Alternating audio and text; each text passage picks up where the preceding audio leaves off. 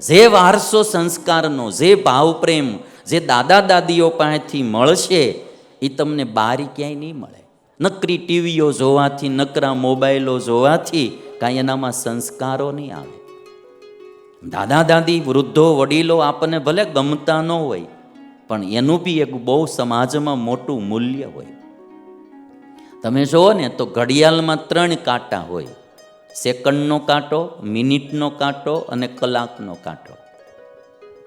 બરાબર, 3 કાંટા હોય. સેકન્ડનો કાંટો છે ને એ બાળપણ છે, મિનિટનો કાંટો છે એ યુવાની છે, અને જે કલાકનો કાંટો છે એ વૃદ્ધાવસ્થા છે.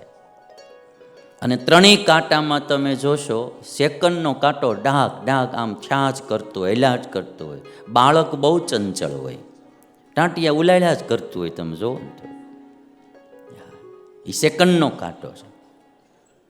એ તમારે કોઈને આખી રાત હોવા ન દે. તમે ટાક ટાક અવાજ એનો આવ્યા જ કરે. મિનિટના કાંટાનો અવાજ ન આવે, તમે જોજો. કલાકના કાંટાનો અવાજ ન. સેકન્ડનો કાંટો એટલે ટક ટક ટક આખી રાત થયા જ કરે. એ બાલ્ય અવસ્થા છે.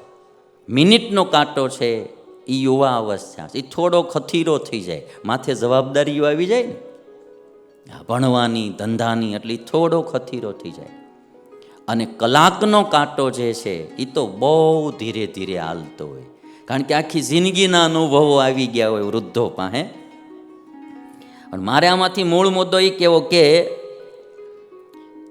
ઘડિયાળમાં 3 કાંટામાંથી જો કલાકનો કાંટો ન હોય ને તો તમને સમયની ખબર પડે. ક્યારે કલ્પના કરજો, ખાલી મિનિટનો કાંટો હોય ઘડિયાળમાં, કેટલા વાગ્યા એ તમને ખબર ન પડે. ખાલી મિનિટનો કાંટો હોય ઘડિયાળમાં તો બી તમને એ ન ખબર પડે કે કેટલા વાગ્યા. અને કદાચ સેકન્ડનો કાંટો ન હોય, મિનિટનો કાંટો ન હોય, ખાલી કલાકનો કાંટો હોય ને તો એ સમયની ખબર તો પડી જ જાય કેટલા વાગ્યા એ. ભલામાં જરા તરા સેજ જરા તરા એક્ઝેક્ટ ન ખબર પડે, પણ એ 9 વાગ્યા, 9:15, 9:30 એવી ખબર તો પડી જ જાય. કારણ કે કલાકનો કાંટો છે એ સમયને જાણે છે, સમયને ઓળખે છે, એણે સમય જોયો છે. એટલે દાદા દાદી, વડીલો છે ઘરમાં છે, એને પણ રેસ્પેક્ટ આપી, એનું પણ એક મૂલ્ય હોય છે. જો સમજીએ તો, ન સમજીએ તો કોઈ વાત જ નથી. અને દાદા દાદી ભેગા રહેતા હોય, અથવા તો આપણે એમની સાથે થોડાક દિવસ રહીએ, આપણા બાળકોમાં એના બહુ રૂડા સંસ્કારો આવે. એ છે એને ભાવ પ્રેમ. દીકરાના દીકરાઓ બી તમે જોજો, દાદાઓ પાસે જાય ને, દાદાઓ એને વાલ કરે, દાદી એને અમથું છે. એમ કહેવાય ને કે વૃદ્ધાવસ્થા આવે ને એટલે વળી પાછું બાળપણ જેવું જીવન થઈ ગયું હોય. અને એ બાળકો સાથે બાળક થઈને રમતા હોય, ભમતા હોય, એની હારે એટલું મીઠી મીઠી વાતો કરતા હોય. બાળકોમાં પણ એક ભાવ તત્વ ડેવલપ થાય, બાળકોમાં પણ એક આદર ડેવલપ થાય. એટલે દાદા દાદી એ ઘરમાં બહુ પાશ્ચાત્યમાં ન જાશો. આપણે જોયું છે જ્ઞાનું ભી બધું બહુ સારું નથી. પછી અતિ ડોલરનો મોહે બહુ સારો નથી. અમુક સંસ્કૃતિ તો આપણી જે છે એ જાળવી રાખે. અને અમેરિકામાં હું આપણા વાળાને અમુકને જોઉં, 25-30 વર્ષથી અમેરિકામાં રહે છે, પણ એણે ભારતની એક પણ સંસ્કૃતિ છોડી નથી. એવા ને એવા આપણને જોવા મળે અમુક માણસો. ત્યાંની ફેસિલિટી ને આપણી સંસ્કૃતિ બે ભેગું થાય તો સોનામાં સુગંધ પડી જાય. એવા ઘણા પરિવારો અમેરિકામાં છે, આપણે જોઈએ આજે કે એણે ભારતીય સંસ્કૃતિને બિલકુલ છોડી નથી. ત્યાંનો સેજ પણ વાવા નથી દીધો. એવા પરિવારો આપણને જોવા મળે.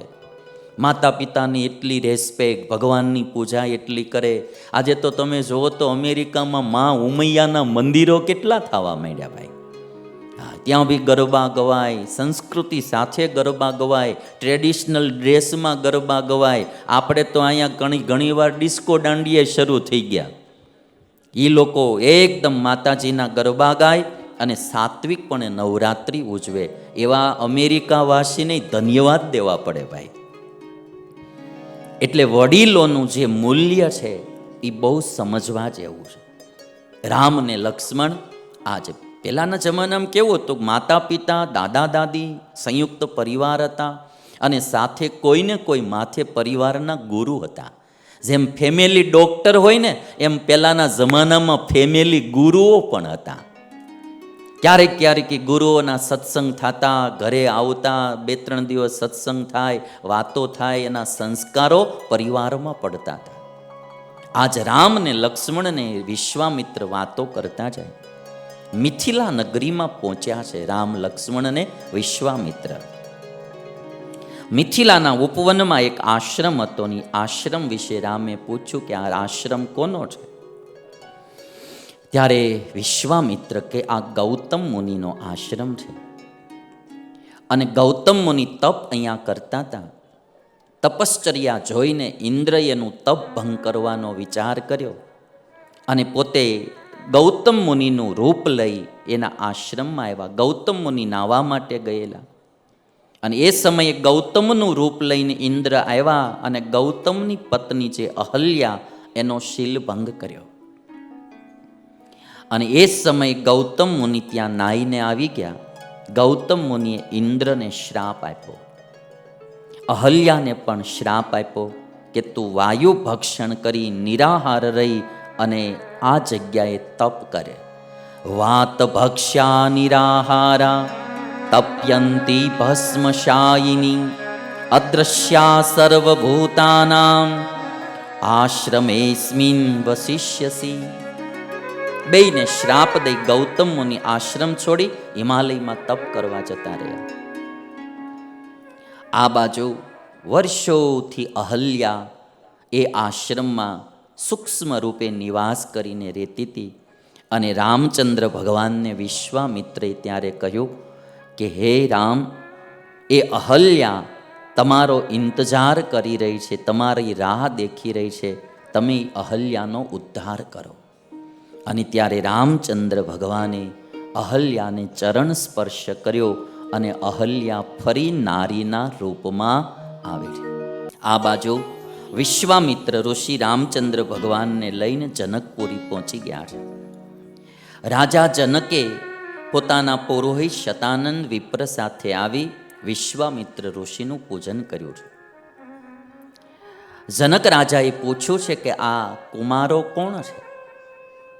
અને ત્યારે વિશ્વામિત્રએ રામ અને લક્ષ્મણનો પરિચય બતાવ્યો છે. જનક રાજા વૈરાગી પુરુષ છે. દુનિયામાં એની ચિત્ત વૃત્તિ ક્યાંય ચોટે નહીં એવા વૈરાગી વિરક્ત પુરુષ છે. પણ આજ રામ અને લક્ષ્મણને જોઈને જનકની વૃત્તિ પણ એમાં લાગી ગઈ. ત્યારે પૂછ્યું છે કે આ કુમારો કોણ છે? વિશ્વામિત્રએ રામનો પરિચય આપ્યો, અહલ્યાનો ઉદ્ધાર કર્યો એ વાત સંભળાવી. અહલ્યાના ઉદ્ધારની વાત સાંભળી ત્યારે જનક રાજાના પુરોહિત જે હતા શતાનંદ વિપ્ર બહુ રાજી થયા. રાજી એટલા માટે થયા કે શતાનંદ વિપ્ર ગૌતમ અને અહલ્યાના પુત્ર હતા અને પોતાની માતાનો ઉદ્ધાર થયો એ વાત સાંભળી શતાનંદ વિપ્ર બહુ રાજી થયા. વાલ્મીકી રામાયણની કથા બહુ વિચિત્ર અલગ અલગ રીતે આવતી જાય છે આખી.